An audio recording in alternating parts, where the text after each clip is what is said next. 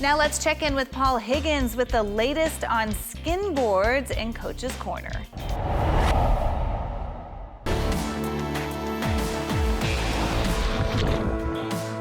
Hey everybody, welcome back to our final segment of Coach's Corner here at Aliso Beach, talking with Tex Haynes, the co-founder of Victoria Skimboards. Now he brings yet another great team rider, and this is Teddy Velasquez. He is 24 years old. He's been riding for Victoria for 12 years. That's amazing. He's also a musician. His band is called Solag Vibrations. Another really popular skimboarder, Nick Hernandez. Of course, he's a musician. He actually plays with his son in the band, and pretty amazing. So welcome, Teddy.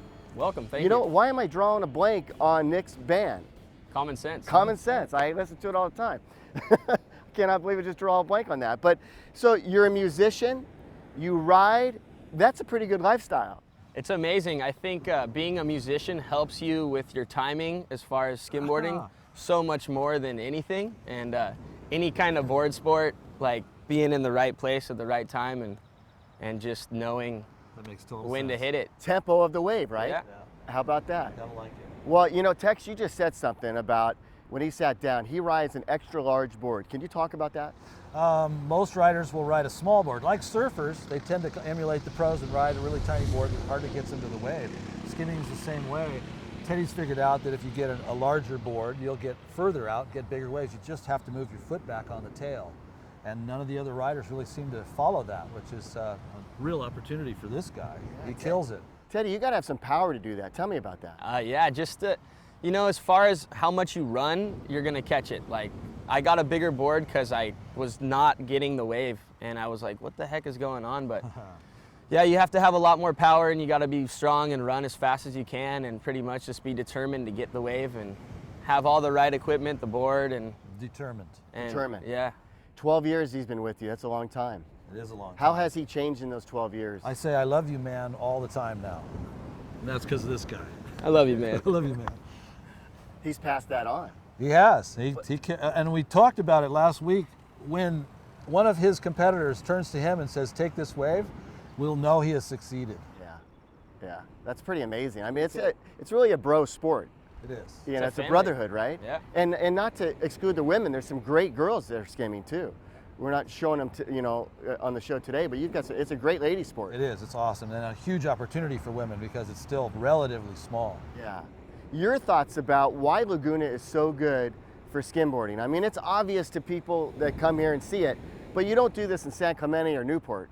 No, this is the best place in the world to skimboard. I mean, there's Cabo and there's Brazil and there's everywhere, but this whole coastline is just perfect. There's so many little coves and so many side washes, and I think if you grow up learning how to skimboard here, you could skimboard anywhere in the world, and it's kind of like Jared was saying, the mecca of the sport. Is the first step the hardest? I mean, you do it in your sleep, but if you're a guy that's in his 30s and he sees his son or daughter skimming and he wants to try it, how do you get that person to commit? I suggest just going really slow and easy with it. Just taking one step at a time. You don't need to run as fast as you can and try to catch something that you don't know how to do yet. Just slowly ease your way into it. Yeah. Bend your knees so you're lower to the ground. If you fall, you don't hurt yourself as bad. Not all the way up here. And know the ocean, right? Know where the rocks are. Know where the riptide is. Know where the riptide, exactly. Tex, you have been doing this for a while. You mentioned 40 years that you started your business, but how has the board changed over the years? You've got 3 great boards here, and the board is definitely, I mean, you shape them, you do everything. Yeah, we've evolved into a narrow board for quite a while, a little narrower nose, and now it's come back to the fuller nose, which I think is logical. You step forward to keep going, and the width of the board helps you in that sense. So we've come full circle back to the designs of the 80s and early 90s. And I know this is Victoria, but why is Victoria such a good board? He's too humble. I got to credit my crew.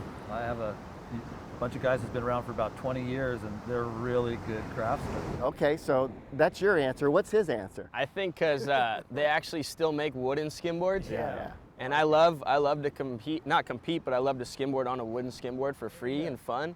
And I don't think any other brands, I think maybe Zap Skimboards does that in the East Coast, but they're pioneered the way, and they're OGs. So. Tell me OG.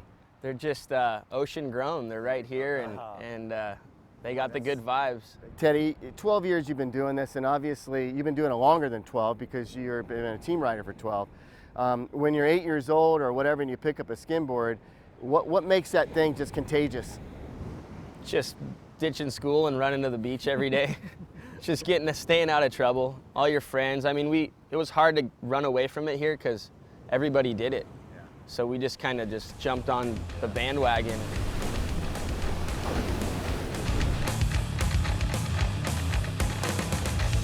When you think of skimboarding, remember Victoria, the board and the contest, both legends in action sports. For Tex Haynes, I'm Paul Higgins. Thanks for watching, and we'll see you again soon.